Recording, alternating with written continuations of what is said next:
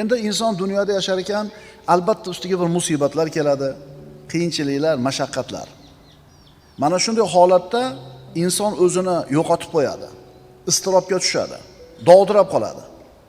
Mana shunday holda nima ish qilish kerakligini bilmay qoladi. Ammo mo'min mana shunday holatda Robbis tomonidan yuboriladigan sakinatga ega bo'ladi, u xotirjam bo'ladi. Mana shunday bir mashaqqat, qo'rquv, xavotir, vahima kelgan paytda mo'min banda Allohga qanchalar yaqin bo'lsa, islomida, iymonida qanchalar mustaqim bo'lsa, taqvosida qanchalar mustahkam bo'ladigan bo'lsa, shunga yarasha Alloh taolo unga sakinatni tushiradi. Xotirjam bo'ladi. Kim aytgani bo'ladi deydi? Alloh aytgani bo'ladi deydi. Hammani boshini qo'tirib qo'ygan, hayron qoldirgan, aqllarni qulflab qo'yadigan balolar, musibatlar kelganda Alloh o'zini mana shunday taqvoli mo'min bandasini qalbiga sakinatni tushiradi. Ana shu sakinat sababli mo'min xotirjam turadi, dovdirab qolmaydi. Mana payg'ambarimiz sollallohu alayhi vasallamning hijrat kunini eslaylik. Rasululloh sollallohu alayhi vasallam 10 dan ortiq sababni qilib eson-omon Madinaga yetib olishligi uchun 10 dan ortiq sababni qildilar, g'orda o'tiribdilar. Lekin bu sabablarni bittasi ham foyda qilmadi. Quraysh o'sha g'orda oldiga bordi. Rasululloh sollallohu alayhi vasallam va Abu Bakr Siddiq radhiyallohu anhu ularni oyoqlarini ko'rib turishar edi. Shunda Abu Bakr Siddiq xavotirga tushdi, yig'ladi. Nimaga yig'layapsiz ey Abu Bakr? Ya Rasululloh, agar engishib bittasi oyog'ini tagiga qaraganida bizni ko'rib qolar edi. Payg'ambarimiz nima dedilar? Mana Alloh tomonidan tushirilgan sakinatki, iz yaqulu li sohibihi la tahzan. Innalloha ma'ana. O'shanda o'zining sohibiga aytgan edi, mahzun bo'lmang, zero Alloh biz bilan birgadir. Mana haqiqatan qo'rquv holati. Xavotir. 10 ta odammi, 20 ta odammi mushriklar chiqib g'orda oldiga kelishdi. Izlar shu g'orga kirib ketayotganligini ko'rishdi. Lekin bittasi engashib qaramadi. Mana shunday bir xatarli holatda qalbida sakinati bor payg'ambarimiz sollallohu alayhi vasallam o'zini hamrohini nima qilyaptilar? Tinchityaptilar. Xotirjam bo'ling. Ma zannuka ya Abu Bakr bi isnayn Allohu salisuhuma. 3-sherigi Alloh bo'lgan ikkita odam haqida qanday gumondasiz ey Abu Bakr? Ana sakinat. Xandaq kuni, Hunayn kuni, Hudaybiya kunlari. Bularni bari musulmonlar uchun mashaqqatli, istirobli, qo'rquvli kunlar edi, shiddatli kunlar edi. Alloh hammamizni o'zini ofiyatda saqlasin, lekin bandamiz boshimizda har xil kunlar bor. Mabodo mana shunday bir mashaqqatli, qo'rquvli kunlar kelib qoladigan bo'lsa, agar biz mo'min bo'ladigan bo'lsak, chinakam mo'min bo'ladigan bo'lsak, Alloh tomonidan albatta sakinat keladi. Qalbimiz xotirjam bo'ladi. Birodarlar, biz namoz haqidagi ilmni bir o'rganamiz, bo'ldi. U o'zgarmaydigan ilm. Sarf, nahv, arab tili grammatikasini o'rganamiz, bo'ldi. Qiyomatgacha bir xil turadi. Ro'zani fiqhini o'rgandik, zakotni fiqhini o'rgandik, tamom. Bu o'zgarmay bir xil turadi. Ammo birodarlar, nafs tarbiyasi, qalb tarbiyasining ilmi juda ham muhim. Chunki qalb bir xil turmaydi hech qachon. Doim nima bo'lib turadi? O'zgarib turadi. O'zichi bu nafs tarbiyasi bilan, qalb tarbiyasi bilan jiddiy shug'ullanaman degan odamga juda ham oson retsepti bor. Nafs xohlayotgan narsani qilmaysiz, xohlamayotgan narsani qildirasiz. Bo'ldi. Nafs nima deyapti hozir? 8 rakatdan keyin. Ha, endi bunday kekirtadan shunday ushlasangiz, o'lib qolmaydi. Bir joyi uzilib tushmaydi. Endi o'sha kekirtadan usholmagan, nafsini gapiga kirgan odam shattirib chiqib ketaveradi. Lekin urushmayapmiz. Kelganlarga rahmat, 8 rakatga bo'lsa ham. Kecha ham aytdim bu narsani. Faqat endi o'sha 8 rakatga loyiq ekansizlar, u yog'iga tura olmayapsizlar. Endi 20 rakat turganlar shunga loyiq bo'lganligi uchun turibmiz emas. Yo'q, Alloh bizni shu yerga turgizib qo'yapti. Alloh shu yerda turadigan quvvatni beryapti, sakinatni beryapti turibmiz. Tushundinglarmi ukalar? Nafsni tarbiyasini formulasi juda ham oson. Agar ikki og'iz gap bilan gapirish kerak bo'lsa, u xohlayotgan ishni qilmaysiz, xohlamayotgan ishga majbur qilasiz. Bo'ldi. Bir kun qiylanasiz, 2 kun olishasiz nafsingiz bilan, 3 kun olishasiz shaytoningiz bilan, keyin nafs ko'nikib qoladi. To'g'rimi, sigaretni tashlagan akalar? 3 kun 4 kun qiylangansizlar, keyin nima bo'ldi? Ana shu sakinat birodarlar. Bizni Allohga bo'lgan iymonimiz, ixlosimiz va istiqomamizga bog'liq bo'ladi. Shuni unutmaslik kerak. Qanchalar Alloh yaxshi ko'rgan taqvoli banda bo'lasiz, shu sakinat shuncha ko'proq tushadi sizga. U sakinat kimga beriladi? Rohatli, yengil, oson kunlarida Allohni tanigan mo'minlarga. Yengil, farog'atli kunlarda Allohni tanigan bandalar, bunaqa bandalarning ustiga mashaqqat kelsa, shu kunlarda Alloh taolo ularni taniydi, biz aytayotgan sakinatni beradi. Hadis sharifda aytilganidek, yengil kunlaringda Allohni tanigin, yengil kunlaringda Allohni tanigin, yaxshi kunlaringda, mashaqqatli qiyin kunlaringda Alloh seni taniydi. Allohga inobat qilish degani Allohga qaytish degani.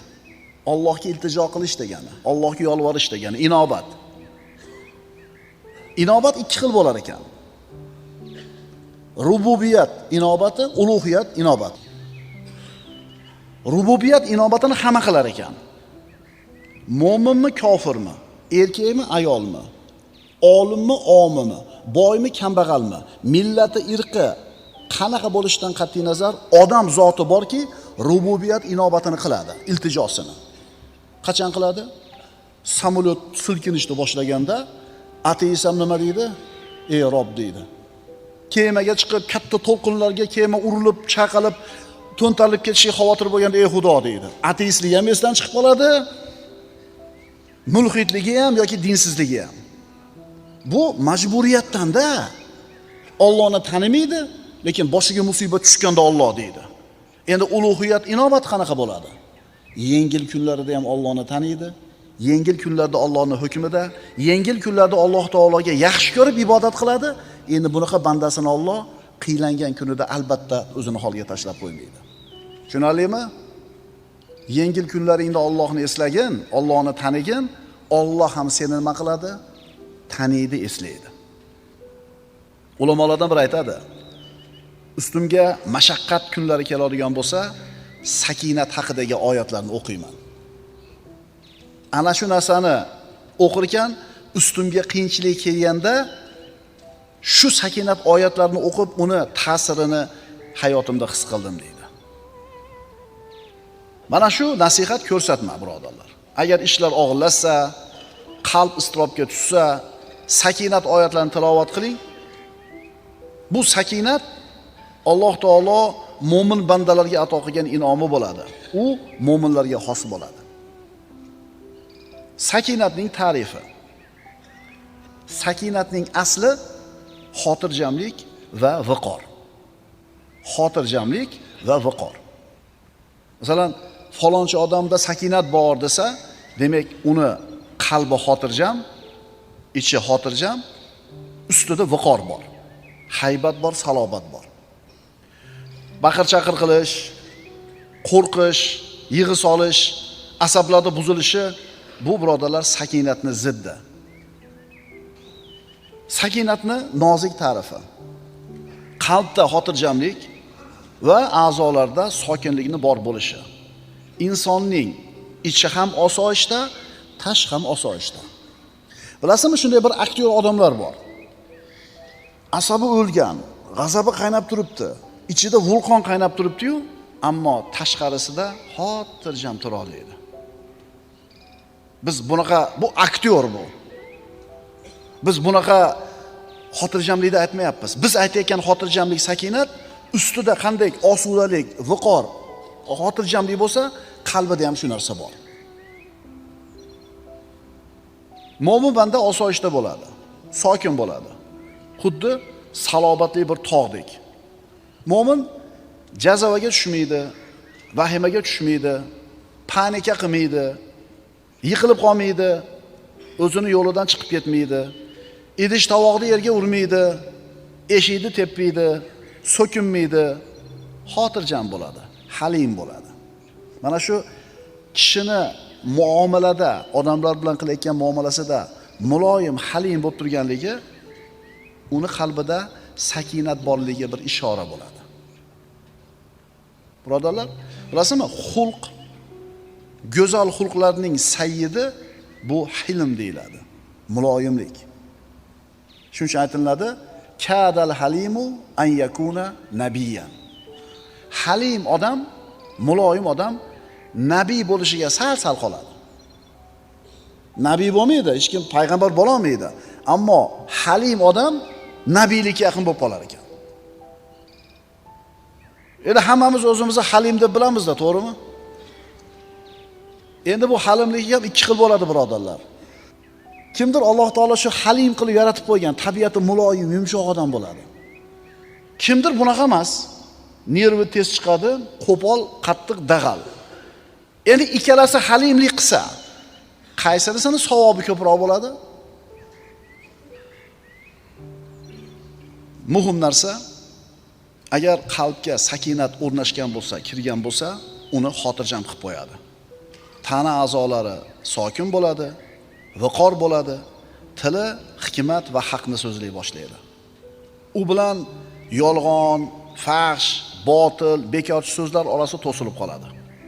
Abdulloh ibn Abbos aytadi, biz aytar edik, Umarning tilida va qalbida sakinat gapirar edi. Umar roziyallohu anhuning tilida va qalbida sakinat gapiradi der edik. Ya'ni qalbidagi sakinat uni tilini va qalbini gapirtirar edi. Birodarlar, sakinat nima desa, samarasiga qarab turib bilib olishimiz kerak bo'ladi. Sakinatning samarasi qalbdagi rozilik, ishonch, qalbdagi osoyishtalik, tabiatdagi bosiqlik. Vallohi mo'min banda agar Allohga yaqin bo'lsa, agar Alloh unga sakinatni bergan bo'lsa, uni qalbida shunday bir xotirjamlik bor bo'ladiki, agar xavotir, qo'rquvda turgan butun bir shahar ahliga tarqatsa, mana shu undagi sakinatni hammasini xotirjam qilib qo'yadi. Mana shular sakinatni ochiq ko'rinib turgan mevalari.